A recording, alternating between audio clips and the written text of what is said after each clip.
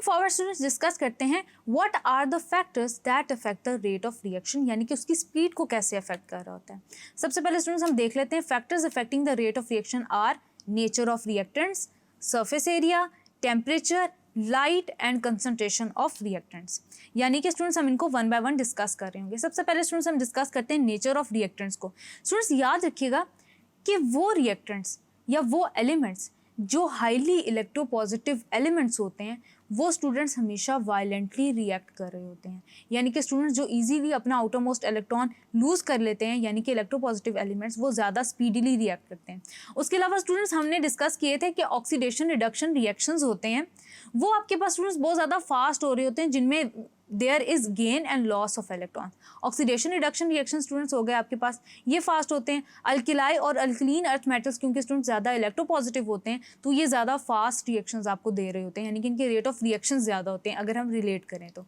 Then students आपके पास आ जाते हैं कुछ ऐसे रिएक्शंस होते हैं जिनको हम कहते हैं डबल डिकम्पोजिशन रिएक्शंस। वो स्टूडेंट्स आपके पास पर्टिकुलरली बहुत फास्ट होते हैं, और जितने भी स्टूडेंट्स आपके पास आयनिक रिएक्शंस होते हैं वो भी बहुत ज़्यादा फास्ट होते हैं। यानी कि स्टूडेंट्स कहने का मतलब ये है कि रेट ऑफ रिएक्शन बहुत ज़्यादा होता है। अभी स्टूडेंट्स आपके सामने मैं एक डबल डिस्प्लेसमेंट रिएक्शन या डिकम्पोजिशन रिएक्शन डिस्कस कर रही हूँ, जिसमें स्टूडेंट्स आपके पास सोडियम क्लोराइड रिप्लेस होके बन रहा है आपके पास silver chloride, and then students आपके पास बन रहा है सिल्वर नाइट्रेट कन्वर्ट हो रहा है सोडियम नाइट्रेट के अंदर। तो स्टूडेंट्स ये आपके पास रिएक्शन डबल डिकम्पोजिशन रिएक्शन है, एक आयनिक रिएक्शन भी है और बहुत स्पीडीली हो रहा होता है। एज कम्पेयर टू स्टूडेंट्स अगर आप कंपेरिजन करें तो आपके पास जो कोवलेंट कंपाउंड या ऑर्गेनिक कंपाउंड्स होते हैं उनके पर्टिकुलरली रिएक्शन बहुत स्लो होते हैं, यानी कि स्टूडेंट्स उनके रेट ऑफ रिएक्शन बहुत ज़्यादा स्लो होते हैं।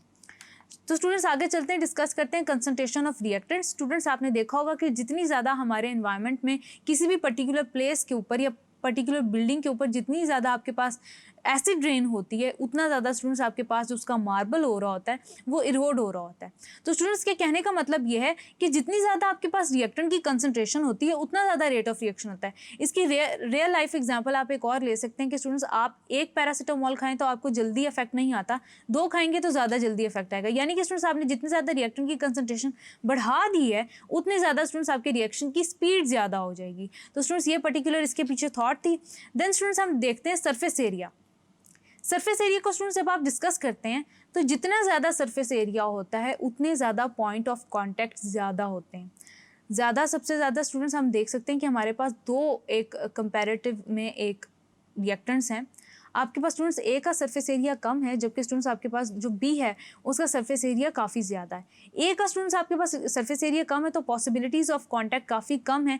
एज अ रिजल्ट स्टूडेंट्स आपके पास जब दोनों रिएक्टेंट्स का आपस में पॉसिबिलिटी ऑफ कांटेक्ट कम होगा तो रेट ऑफ रिएक्शन कम होगा। जबकि स्टूडेंट्स आपके पास दूसरे रिएक्टेंट की केस में क्योंकि आपके पास सरफेस एरिया ज़्यादा है तो पॉसिबिलिटी ऑफ कॉन्टैक्ट ज़्यादा होगा, तो एज अ रिजल्ट स्टूडेंट्स आपके पास रेट ऑफ रिएक्शन जो है वो उतना ही ज़्यादा होगा। देन स्टूडेंट्स हम जब देखते हैं कि एक पर्टिकुलर एग्जाम्पल है आपके पास कि आपके पास अगर जिंक लंप फॉर्म के साथ रिएक्ट कर रहा है सल्फ्यूरिक एसिड के साथ, तो स्टूडेंट्स आपके पास क्या है कि उसका टेम्परेचर भी इंक्रीज करना पड़ रहा है आपको रिएक्शन मिक्सचर का, और आपके पास वो रिएक्शन भी स्लो है, यानी कि उसका रेट ऑफ रिएक्शन स्लो है।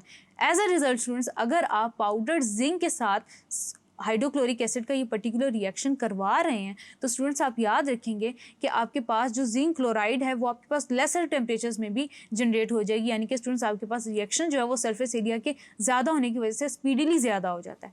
देन स्टूडेंट्स आपके पास एक रिएक्शन है जिसमें एल्यूमिनियम NaOH के साथ रिएक्ट कर रहा है और वाटर के साथ रिएक्ट कर रहा है। एज अ रिजल्ट स्टूडेंट्स आपके पास जनरेट हो रहा है NaAlOH होल 4 प्लस स्टूडेंट्स आपके पास जनरेट हो रहा है आपके पास वाटर जनरेट हो रहा है।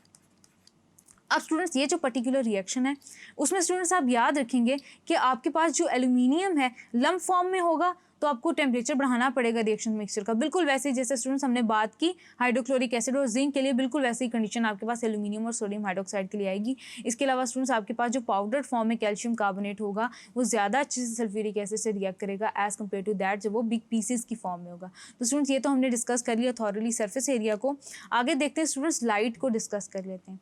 स्टूडेंट्स याद रखिएगा कि आपके पास जितने भी फोटोकेमिकल रिएक्शंस हो रहे होते हैं उनकी स्पीड ज़्यादा इसलिए होती है या वो वायलेंटली इसलिए बिहेव कर रहे होते हैं या उनका रेट ऑफ रिएक्शन इसलिए ज़्यादा होता है क्योंकि वो इन the presence of UV light हो रहे होते हैं। जैसे कि स्टूडेंट्स हमने डिस्कस किया था कि आपके पास हाइड्रोजन आयोडाइड का रिएक्शन होता है ये आपके पास अगर स्टूडेंट्स आपके पास फोटोकेमिकल कंडीशंस के अंदर हो रहा है या डिकम्पोजिशन ऑफ हाइड्रोजन ब्रोमाइड है, अगर स्टूडेंट्स आपके पास लाइट की प्रेजेंस में हो रही है तो इन the presence of intense light students इसका जो रेट ऑफ रिएक्शन है वो ज़्यादा हो जाएगा।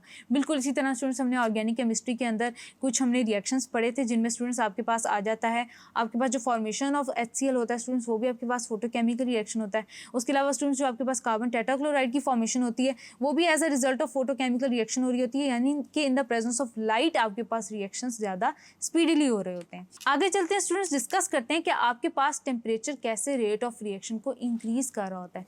स्टूडेंट्स याद रखिएगा कि आपके पास एवरेज टेम्परेचर के ऊपर कुछ ही ऐसे मॉलिक्यूल्स होते हैं that have the energy greater than the average kinetic energy. अब स्टूडेंट जब हम टेम्परेचर इंक्रीज करते हैं तो आपके पास मैक्सिमम नंबर ऑफ मॉलिक्यूल्स आ जाते हैं विद ग्रेटर काइनेटिक एनर्जी।